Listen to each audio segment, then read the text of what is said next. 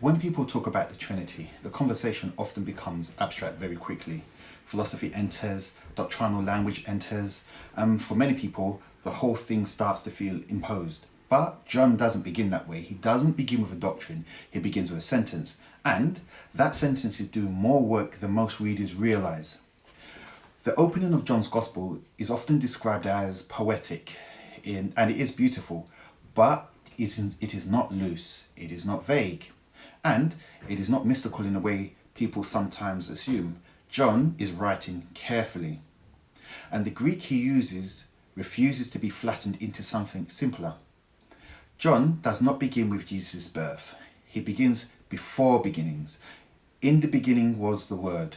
Not came into beginning, not appeared, was. John chooses a verb that signals ongoing existence. Before creation starts, the Word already is.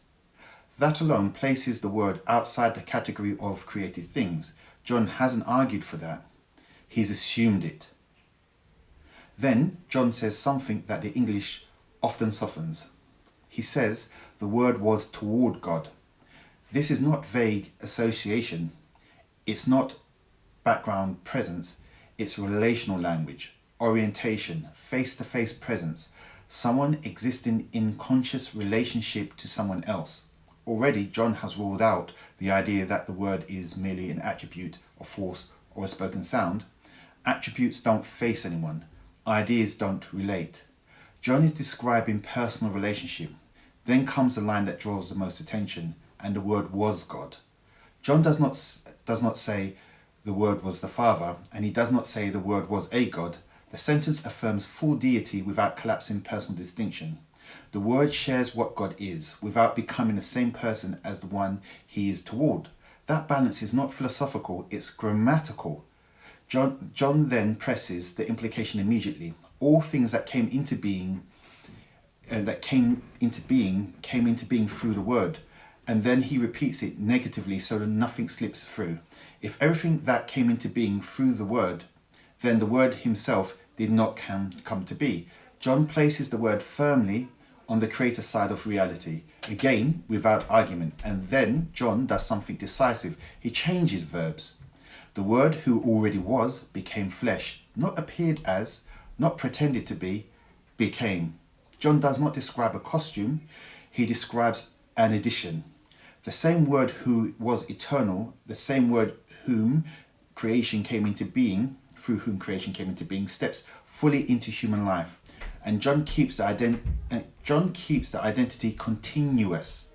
By the time John reaches verse 14, he has already given you pre-existence, pre-distinction, full deity, creator identity, and incarnation.